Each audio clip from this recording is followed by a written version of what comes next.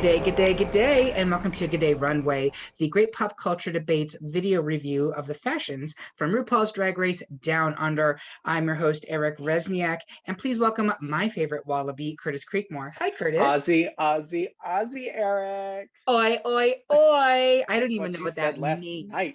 No, I said oink, oink, oink last night. Of course. So we are going to get right into tooting, booting, shooting, pooting, and mooting the looks of episode 2 of Drag Race Down Under. The runway theme was sea sickening, or as Reese would say, the thickening. And basically that just means they're looks that are inspired by the sea in some way. And they interpreted that very loosely, folks. Spoiler. So with that said, we're going to get right to our first gal, and it was Art Simone. Curtis, what did you think? This is stunning. This was so good to me. It's everything that it's supposed to be. Like, you get a little bit of that evil mermaid thing that's going to attack you, like in Harry Potter. I can't remember the name of the actual like creature that attacks them when they're, it may be the mermaids itself. Is it a Selkie? I think it's a Selkie, which possibly is an actual mythological creature that I think is from like the upper UK area. So that makes sense. So like the sharp teeth and just the mossy like green, it's beautiful. I loved it. I love the hair. I want the hair so bad. This is verging on a shoot, but I'll just give it a toot. Yeah, I had the same thing. I was like, it's almost to a shoot, but I think it's beautiful. It is flawlessly executed. Art looks like $1,000,000. She always does. And this was a real stunner for me. I also just want to give a shout out to that hair, which is laid. That is beautiful wig management, which should be a course that's offered in drag college. And I thought that the makeup was really just impeccable as well. Art is truly an artist, and I love this. But it's just going to be a toot for me, not a shoot. Next justice for Art. Yep. Let's by the way, check out the blog, which I'm in the middle of writing right now. It'll be up this afternoon, and you will get into our thoughts on what happened in this episode. With that, we're going to go to our second gal, Miss Ketamine. And what do you think, Curtis? This was impressive. I liked the way that it moved. It looked almost fantastic. It wasn't quite there. I really appreciated the tendrils, I guess is what we'll call them, the chicken tendrils. Love the headpiece, love the makeup. It was like Ice Ursula. I'm gonna give it a 2. I'm gonna moot this because I hear what you're saying, and there are elements of it that I really do like. I thought that the movement of the garment was really interesting. The tendrils were very effective, but we've seen Kida look really gorgeous and transformed. And for me, the makeup was, it did not transform her. It was not a good makeup application. It completely took me out of the look. I got what she was going for overall, but I didn't think that it was ultimately a very pretty look. Like, I struggle because everything doesn't have to be pretty, but in this case, I didn't think that it was aesthetically pleasing in a way that worked for me. So I'm gonna moot it. It's not ugly, but it's not great, and for that reason, I'm out. Next up, we have etc. etc. What did you think, Curtis? I loved this. I thought it was super funny and interesting and camp. And I always appreciate when a queen can bring camp to the runway and still make it look really great. And I think she did that here. I was honestly, especially in seeing her face here, I was shocked that she did not do Joan Rivers in Snatch Game, because she paints like a Joan Rivers impersonator, and I don't understand it. I loved her Snatch Game. I thought she should have been in the top. I thought it was hilarious. I really liked this look too. I'm going to give it a solid toot. I'm totally tooting this. I think her Snatch Game is possibly one of the ballsiest things I've ever seen on this show. And I will not be surprised if etc. does not get dragged over the coals in Australia, because I think that's still a very sensitive topic for that whole nation. Oh my God, get over it. I loved it, but I'm saying I can see why people would. It's bottom line, it's going to get people talking. And I think etc. is a really interesting queen. I love her. I don't think we've had a queen like this in a long time. She's she almost goes to Sharon Needle territory of transgressive, and she's so special. This is a like, I love that she thought, okay, what am I going to do for an ocean look? Everybody else went for sea foam and waves and mermaids, and she's like, fuck that, I'm going like deep sea diving. She's so interesting. She's a very smart queen, and she's also very young. The aesthetics of this, is this the most gorgeous gown? No. I think it's really well executed. I think that the fact that she's out there wearing a fucking like sea diving helmet on the goddamn RuPaul's Drag Race main stage is notable. And I think she pulls this off. I think it's a really good, I'm using the term utilitarian. I don't think she could actually go diving in this. I don't think that's correct. But it was an unexpected choice. It is well executed. She has vision and she pulls it off. So for me, it's a 2. Next up, it's Coco Jumbo, and Curtis, take it away. I really wanted to like this. I love the hair, but the rest of it, nothing. I don't even really think the hair says deep sea anything. Like it was an attempt in the Ursula direction, and it didn't go nearly far enough. She didn't even pick up a foot. She just kind of slid it in the direction of Ursula, and we are nowhere close. Is it pretty? Like Michelle said, yes. Is it the prompt? Absolutely not. It's not bad enough for a boot, so I'm going to give it a moot. Oh, I'm gonna boot it. I was on the fence about this one, and I almost like fully pooted it. The fishnet legs avenue stockings, it just Mm. really feels to me. This is my first year doing drag, and I'm just figuring out how to work with my body shape. Just throwing stuff on.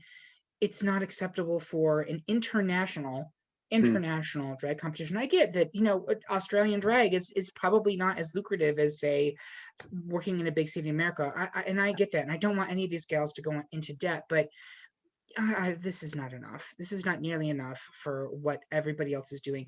I imagine being backstage and seeing what the other girls were walking up wearing, and her and one other girl we'll get to in a second being like, well, fuck me. And that's what I feel about this. It's a boot. It's barely the brief, and even if it was the brief, it's not terribly exciting. In the Next up, preview for next week, Michelle says something like, "This is not the level, or you are not at the level that you need to be." And I cannot help but wonder or think that it's going to be about Coco. or the other queen that we'll get to in a second. Mhm. Next up, we have Anita Wiglet. What do you think, I Curtis? really loved this. I loved the idea. I loved the windswept hair. Again, wigs killing it. Yeah, Canada, you should probably watch this show seriously. because every wig that I've seen so far has been really good.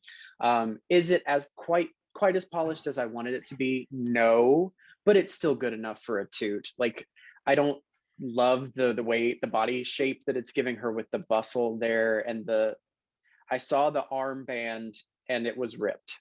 So it's still a 2, still a 2. I'm tooting it. I actually do like the bustle. To me, that it's very 90s to have the bustle and the train with the bodysuit, and I'm always going to go for that. Hmm. I think it's supposed to be siren. It's questionable if we're getting quite siren, but I think it's beautiful. I think that I really enjoy the attention to detail down to the stocking and the what's the term I'm looking for there? The garter belt. I think it's Hmm. really successful. Great great wig, great cinching of body. That's another thing the Canada queens please pay attention to. Right. I know they're about to start Paging filming. Lemon. They're about to start filming Canada too. Please take notes. Hmm. This to me is beautiful and successful. It's not particularly original, but it works. So 2 for me. Next up, it is Maxi Shield. What do we think, Curtis? I was so disappointed. I'm disappointed in everything. I came into this thinking that I would give it a moot, but I can't. I can't. Mm. The wig is tiny. You are a wide, broad shouldered person. You got to have hair to balance it out. I get that she was going for mother of pearl. You just look like mother. It's not good. I'm going to give it a boot. Yeah, I'm booting it too. I really like Maxie, and this was not a Mhm. great episode for her.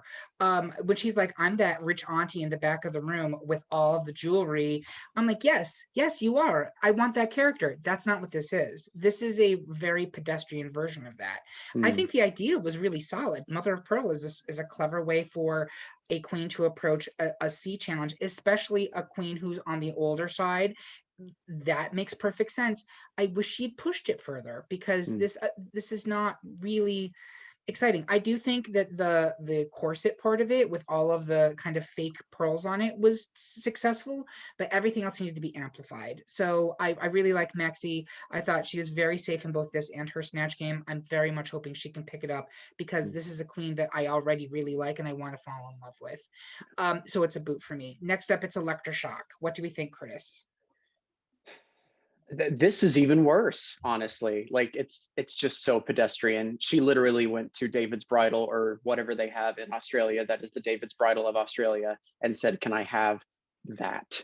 And they just gave it to her right off the rack, and she put it on, and then she's worn it ever since. That's what it seems like to me. It's pretty.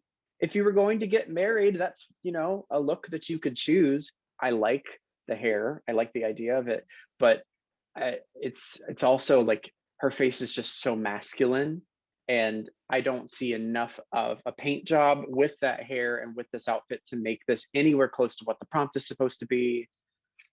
I'm gonna give it a boot.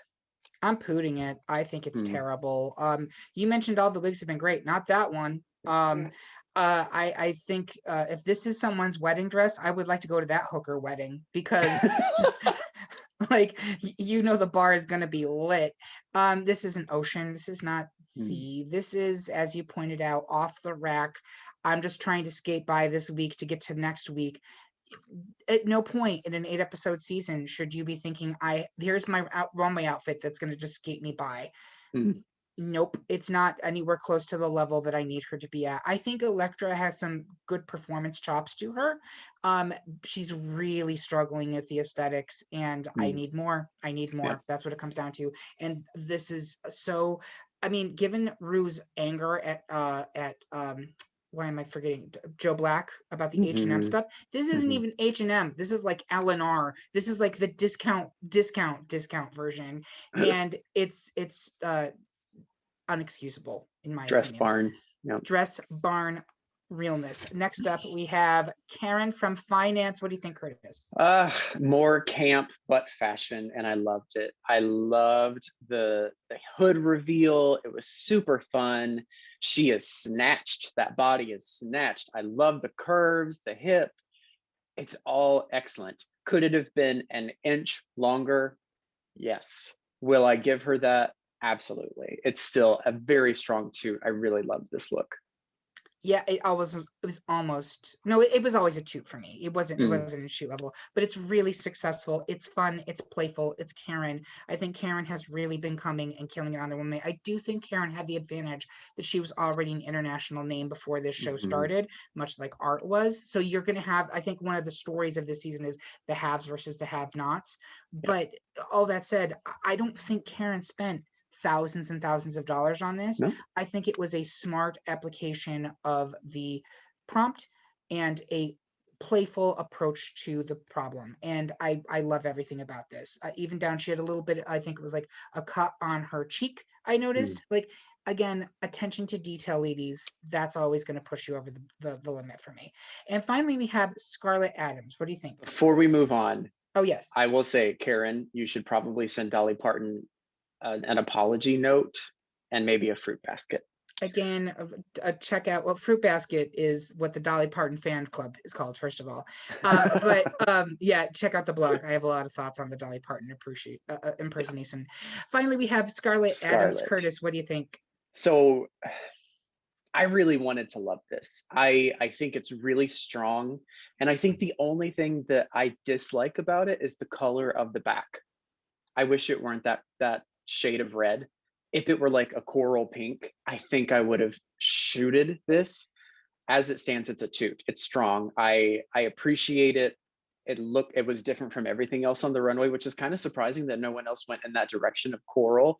It's really well executed. I just wish the back were a different color, and I don't know why. I don't really know what is so off-putting. Maybe it almost looks like flames, like the ocean is on fire. I don't.